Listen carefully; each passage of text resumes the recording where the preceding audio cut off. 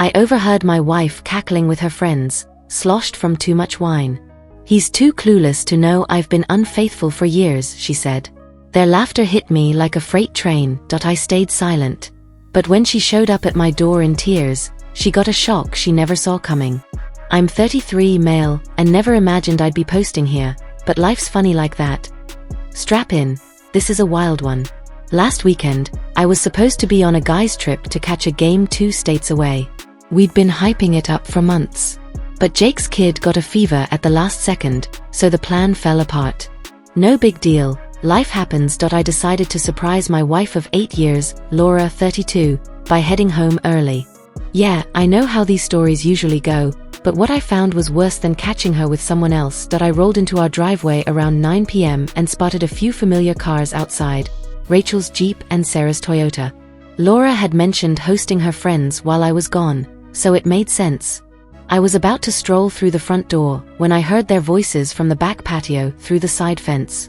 They were loud, wine-drunk loud. I started toward the backyard to greet them, but stopped dead when I heard my name. Call it a gut feeling. Evans, just so. I can't even. Laura's voice was slurred, followed by giggles. I'm shocked you've pulled this off for so long, Rachel chimed in.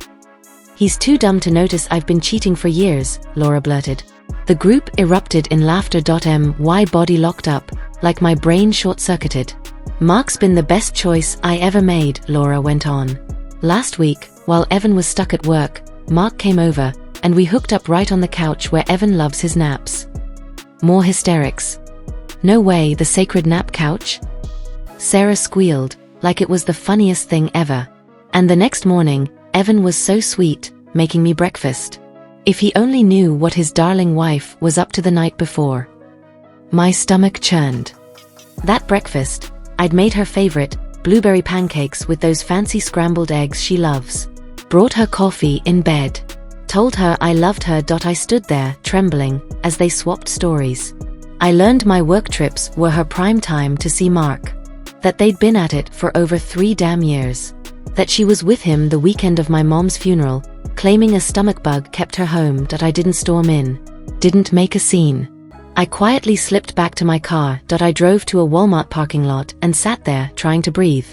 I must have looked deranged, a grown man losing it in his car at 10 p.m. on a Saturday. When I could think somewhat clearly, I called Jake. Thank God his kid was better, and he answered. Man, my whole world just collapsed, I told him, spilling everything. Don't go home tonight, he said. Crash here. We'll sort this out. At Jake's, I paced his living room for hours while he looked up divorce attorneys online. My brain kept connecting dots from the past few years. The girl's trips with no photos. Her phone always face down now. Random hotel charges less than 30 miles away. Late-night client meetings for her real estate job. I felt like an idiot. At 3 a.m., Laura texted, "Girls are passed out here. Hope you're having a blast with the guys. Love you." I nearly smashed my phone. The nerve. Be smart, Jake said, grabbing my phone. Don't let her know you're onto her yet. The next morning, I played it cool. Told her I'd stayed at Jake's after too many beers. She bought it, even whining about cleaning up after her friends while hungover. For the next week, I turned into a detective. While she showered, I checked her phone. Thousands of texts with Mark client, going back years. Hotel receipts. Explicit photos. I screenshotted everything and emailed them to myself. I reviewed our bank statements. Countless mysterious charges at restaurants I'd never visited. Designer clothes I'd never laid eyes on. She'd even used our shared account to book a romantic escape while I was grieving at my father's funeral. Each revelation felt like a fresh wound in my heart. 8 years of marriage. All the times I stood up for her when my family called her selfish. All my hopes and visions for our future together. Our discussions about having kids soon. All lies. I met with a divorce lawyer during my lunch hour. The toughest one in the city, based on online reviews. She broke it down for me. Record everything. Protect my money. Brace for the fallout. I see this all the time, Griffin, she said. You're smart to hold off on confronting her. The more prepared we are, the stronger your case will be. That evening, watching Lauren giggle at her phone, probably texting him, something in me shifted. The agony was still there, but it turned cold, like ice in my blood. I didn't just want out of this marriage. I wanted fairness. Lauren's entire persona revolved around being admired and respected. Her social standing, her image, her carefully crafted persona as the flawless wife, showcased on social media. She loved being the go-to for advice, the ethical anchor of her circle. Now I had proof it was all a facade. I started taking action. Moved half our savings to a new account in my name only. Secured critical documents with passwords. Catalogued all our assets in detail. Photographed every valuable item in the house. All per my lawyer's advice. Meanwhile, I acted like everything was normal. Kissed her goodbye each morning. Asked about her day. Sat through movie nights while she texted Ryan right beside me. Each day, I played the clueless husband while quietly preparing to dismantle her world. 2 weeks later, I was ready. I had everything documented. Bank records. Proof of her infidelity. A lease signed for a new apartment, deposit paid. Support from my family, who were appalled by her betrayal. The toughest part was staying composed when she'd look me in the eyes and lie. When she'd say, "I love you," before bed. When she brought up trying for a baby soon. Each time, I wanted to yell, but I stayed calm. Because I knew something she didn't. The woman who mocked my trust had no clue I was about to become the most calculated, relentless force she'd ever face. And I'd do it all legally. TLDR, overheard my wife gloating about her years-long affair. Instead of confronting her, I've spent weeks collecting evidence and building a rock-solid divorce plan. The countdown to the end has started. Update: wow, you guys. I didn't expect my post to get this much attention. Thank you for the support. And the Reddit awards. Seriously, thank you. To those asking if this is fiction, I wish it were. It's been 3 weeks since my last update. A lot has unfolded. Here's the rundown. I mentioned having a strategy, and I've been executing it with precision. The day after my post, I noticed something odd. Lauren started being overly sweet. Cooking my favorite meals. Initiating intimacy. Even suggesting we browse houses in nicer areas. At first, I thought she'd figured out I knew. Then it hit me. Guilt. Textbook cheater behavior, according to the Reddit forums I've been reading at Yossi. Here's what I've been doing. Finances. This was top priority. I'd already transferred half our savings to my account. Then I documented every expense tied to her affair. Those hotel bookings? Listed. The dinners she said were with clients, but were with Ryan?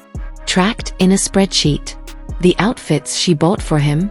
Photographed the receipts. My lawyer said this could count as misusing marital funds. I also froze our joint credit cards. Told her the bank flagged suspicious activity and was issuing new ones.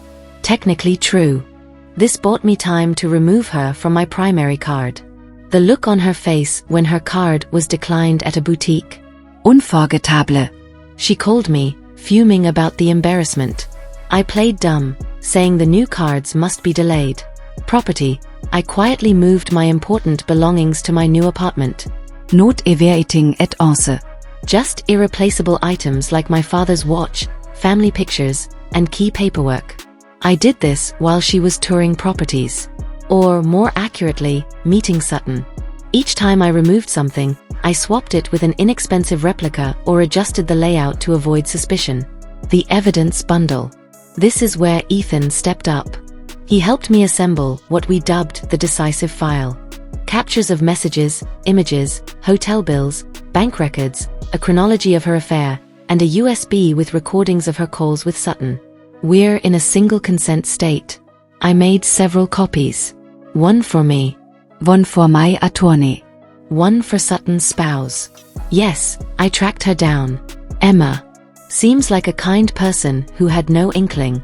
And one that would eventually reach Heather's parents. The social strategy. This was delicate. I wanted to shape the story before Heather could twist it to paint me as the villain, so I had casual chats with our shared friends. Nothing blatant. Just hinted that Heather felt distant lately. Wondered aloud if marriage always feels this isolated sometimes. Sowed subtle doubts without disclosing the truth. I also saved screenshots of Heather's social media, where she flaunted our marriage as #couplegoals while cheating. The double standards were staggering. Then came the decisive day. I chose it carefully. The date of Heather's major client celebration event she'd been organizing for months. Here's how it unfolded. That morning, I acted perfectly normal. Brewed coffee. Kissed her goodbye. Wished her luck with her event. She left looking confident in her pricey outfit, which I now see I funded for her to impress others. At exactly 10 a.m., I sent the evidence bundle to Sutton's wife via courier. Included my number if she wanted to connect. By noon, chaos erupted. I was at my new place when texts started pouring in. Why is Sutton's wife contacting me? Did you speak to her? Pick up your damn phone. I didn't reply. Just watched the messages stack up. Then Emma, Sutton's wife, called. We talked for nearly an hour. She was heartbroken but thankful I informed her. Apparently, Sutton had been manipulating her for years about her suspicions. She said Sutton was now scrambling to salvage his marriage, throwing Heather under the bus. By 2 p.m., Heather's event collapsed. She had to leave early due to the crisis. She called me relentlessly. At 3 p.m., I sent a concise, factual email to her parents. No emotional tone, just the timeline and core evidence. I've always valued them, and they deserve the truth about their daughter. I noted I didn't want to harm them but couldn't let Heather control the narrative. By 6 p.m., I sat calmly in our living room as Heather stormed in. Her makeup was smeared, and she looked aged a decade in a day. She began with fury. Hoe